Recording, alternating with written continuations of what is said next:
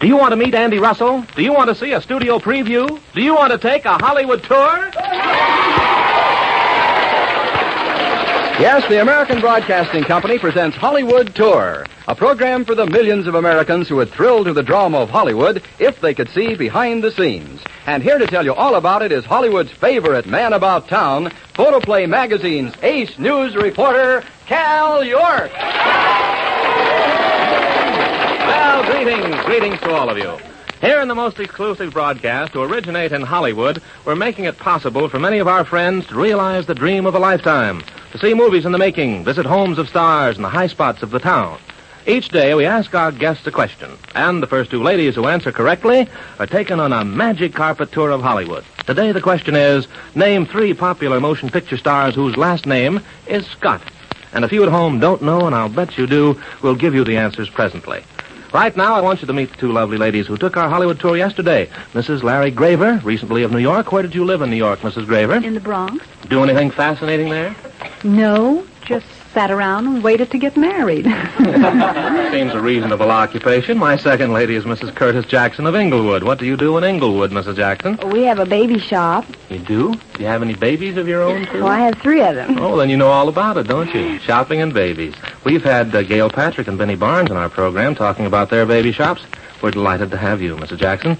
Ladies, after our broadcast yesterday, you were on your way to the famous Brittingham's restaurant to have lunch with Lum and Abner. And Mrs. Jackson, didn't you find them completely natural and unassuming? Oh, I just thought they were swell. They were so much down to earth and just like anyone else, your next-door neighbor. Tuffy Goff, who plays Abner, is particularly fond of his youngsters. Did he talk about that? Oh, yes, he did, but I think I just out-talked him this time. I talked about mine, too. How old is your oldest, Mrs. Jackson? My oldest is 10. And Tuffy's is what? 13. Mm-hmm. So you were comparing notes on boys? Yes, they're both boys, and we were discussing the fact they're so dreamy, and he said that that'll pass someday, but I don't know.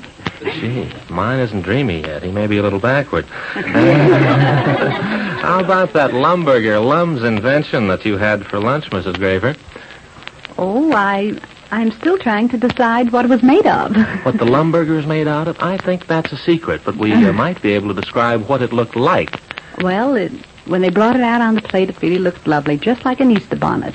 I've never sunk my teeth in an Easter bonnet. Oh, I'll have to have a Lumburger. It looked very pretty, with a big black olive stuck on top. Mm-hmm. I wonder how Lum would look with a big olive on it. Well, they're both grand guys. And after lunch, you were on your way to Universal International Studios to watch the filming of Jeopardy. And whom did you see there, Mrs. Graver? Oh, we saw Ella Raines and Vincent Price. Mm-hmm. And, what were they doing when you saw them? Well, they were rehearsing a scene in the library. I think she was his secretary. He was sending her on an errand. And, not very much, but she looked very pretty. Oh, I think she's lovely. And a secretary, too. Mm-hmm. Tell me, Mrs. Jackson, what was your impression of Vincent Price? Well, I was really very surprised. He was usually typed as a pretty nasty man, and he was so very congenial and very nice to us that I really was shocked. Well, you know, I think that the audience sometimes gets the wrong impression of people from their roles on the screen, don't you? Mm-hmm. I should You were say. honestly surprised then to find what a nice guy Vincent Price I is? just thought he was very nice. And we've known that all along. Well, now, what sort of part Ella plays secretary, you say, in the picture, Mrs. Graver? I think so. How was she dressed? I know the ladies would like to know. Oh, she wore a very pretty black sweater. Mm-hmm. And a nice, tight-fitting skirt. Good. Just the thing for a secretary. Well, we'll be looking for Jeopardy. Well, back into Hollywood in time to see the Lum and Abner program. What was your keenest impression of Lum and Abner at work on their show, Mrs. Jackson? Well, I thought they were just as casual as they could be. At 1 minute before the broadcast, they weren't anywhere in sight, and we were all getting very nervous. We didn't know whether they were going to make it or not, and just then they fell into place and right on time, and they were very busy making their own sound effects, and I thought they were just like they were playing house or having a good time. Well, may I say that you're both just as casual and natural here as Lum and Abner can be. Thank you very much for your reporting job and for being my guests. And before you go, for each of you, a box of these lovely flowers from the Broadway florist. Thank you. Ladies, if you'd like to join us here on Hollywood Tour, here's all you have to do. Simply send your name and address to Hollywood Tour, American Broadcasting Company, Hollywood 28, California. Our guest list is limited to 50 ladies each day, so please be patient. If you can't be here in person, get in on the question game. Submit 3 questions on Hollywood, such as the ones used each day. And if Cal uses yours, you will receive the next 12 issues of Photoplay magazine. And now, Cal, what's going on today in Hollywood? Well, Dresser, it's the Mickey Rooneys who have friends holding their breath. There is some indication that the divorce may be called off. Although studio assignments for Pev Marley continue to be on again, off again, Linda Darnell has not given up her plans for a second honeymoon. Michael North, teaching Audrey Totter how to drive, promises he will not yet turn her loose in traffic, even though I personally would consider it a real pleasure to be nudged by Audrey's bumper. A lovely little family scene took place at Enterprise the other day when Mitzi Green personally supervised the tinting of husband Joe Pevney's hair to the same reddish gold as her own. His blushing locks will make their first appearance in Body and Soul. Speaking of the body, Marie McDonald will have no trouble keeping it fed on that generous divorce settlement made by Vic Orsatti, too. Jean Arthur, who's been missing from the screen too long, will return as a congresswoman who's sent over to Berlin to investigate the morals of the GIs over there. I'll be waiting to see if she improves them or upsets them. Director George Seaton, fed up with the airs assumed by one of the child actors in Miracle on 34th Street, finally exploded. Come here, you. I'm going to applaud you with one hand. Joan Bennett, scheduled for a bathing scene in Secret Beyond the Door, had the Johnstone office cut the scene to a mere glimpse of her bare feet leaving the tub. And yet, in utter defiance, Jack Carson emerges himself in a bubble bath for 2 guys from Texas. Well, all things considered, this may not be a violation of the new anti-sexiness drive. It is certainly a much less justifiable waste of bubbles. Hedy Lamarr and husband John Loder will make love to each other publicly, but for 1 week only, when they keep a theater date in Salt Lake City during the Utah Centennial festivities.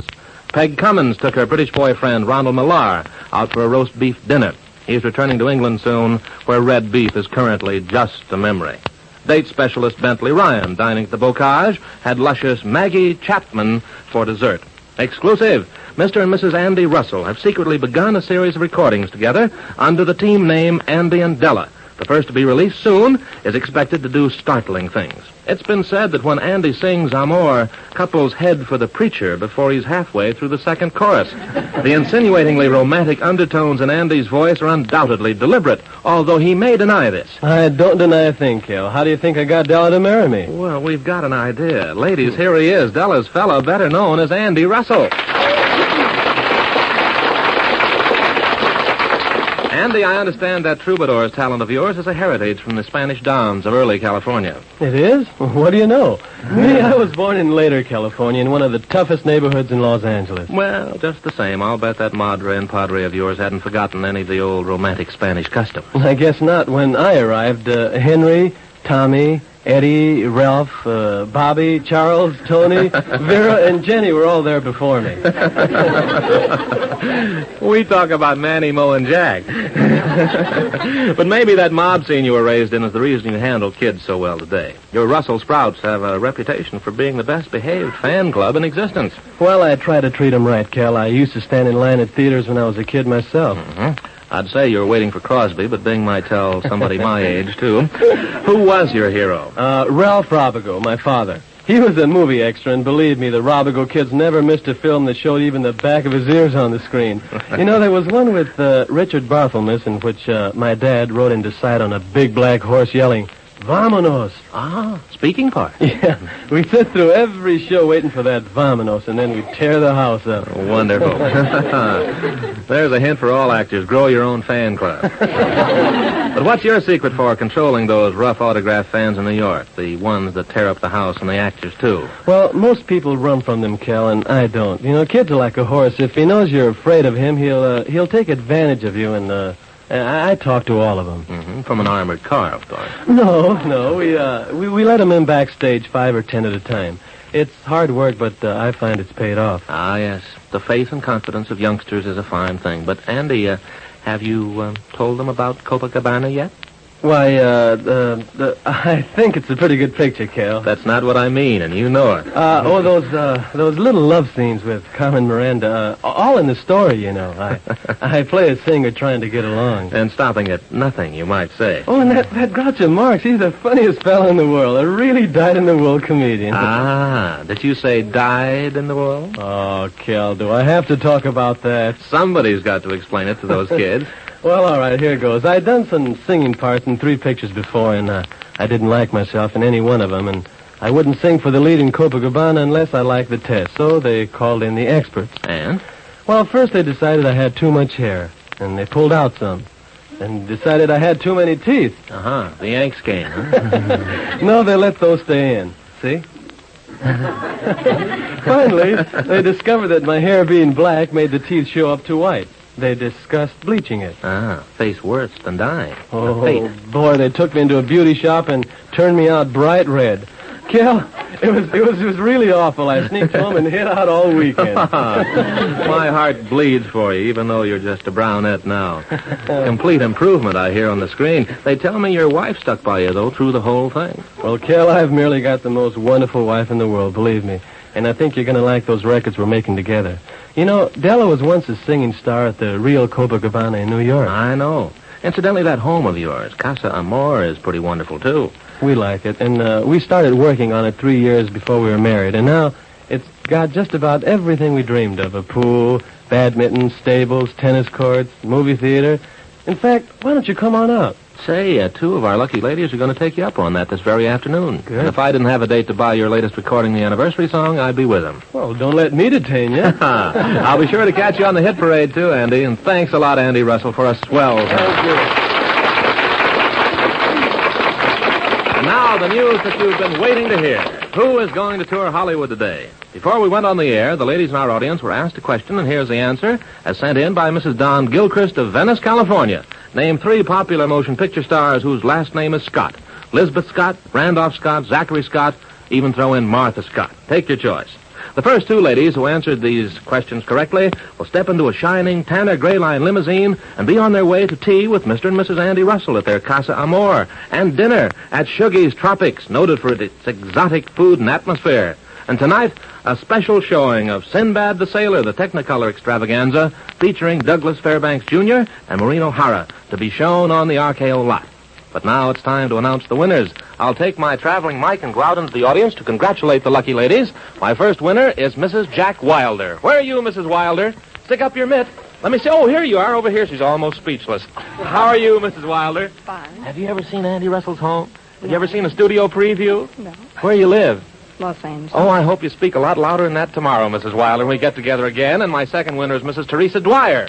Where are you, Mrs. Dwyer? Well, where are you from? Mount Pleasant, Pennsylvania. Well, how long have you been in Hollywood? Oh, since Thursday. Have you seen anything exciting yet? Yes, I have. Good. What have you seen? Well, I've seen the night spots. The night spots. Well, you're going to see the day spots today and have a good time, too. And I know you ladies are going to have a really swell time. Be sure that you're back here tomorrow to tell us all about it. I'll be looking for you, and I'll be looking for you, too, Mrs. Housewife. Right now, I have a date with Lassie to read the new bestseller, My Eyes Have a Cold Nose. I'll see you tomorrow. So long. We'll be looking for you again tomorrow when the American Broadcasting Company presents Hollywood Tour. If you'd like to attend the broadcast, address your request to Hollywood Tour, American Broadcasting Company, Hollywood 28. If you've enjoyed hearing Cal York today, you'll enjoy reading his exciting column in the new issue of Photoplay magazine. Dresser Dahlstedt speaking. This program came to you from Hollywood. Have you ever thought what an important role music has played in portraying the life and culture of a nation?